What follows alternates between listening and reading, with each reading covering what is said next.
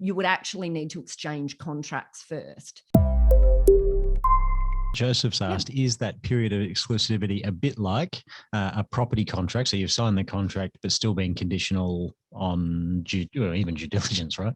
Yeah, well, we can do it two ways, actually. So we can do it either in the term sheet, which is the exclusivity. The problem is that exclusivity will end at some point. So generally we see exclusivity between 4 weeks, like 1 month to 3 months. That's a general exclusivity period. The problem is when you get to that period, you generally, just on a term sheet, so a couple of page documents, something super short, you generally don't have enough to force you're not forcing the seller into the transaction because you haven't got enough in terms of the meat or the detail of how it's all working.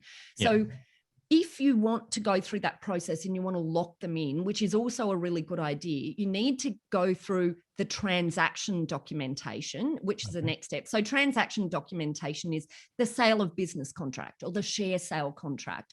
And it might also be employment or consulting agreements if you're keeping on board the seller for a period of time. It might be shareholders agreements. You know, there might be a few things that are part of it, but let's just think of it as sort of just broadly the sale documents.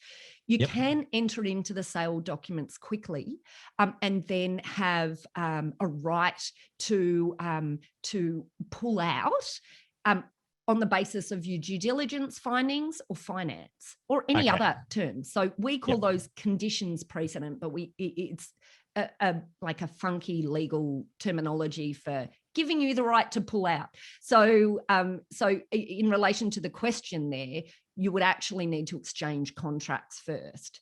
And that can be a really good approach. Sometimes it's not. So that's when you need to, we need to sit down together and go, okay, what's the best way to protect you in this situation? Which way should we go?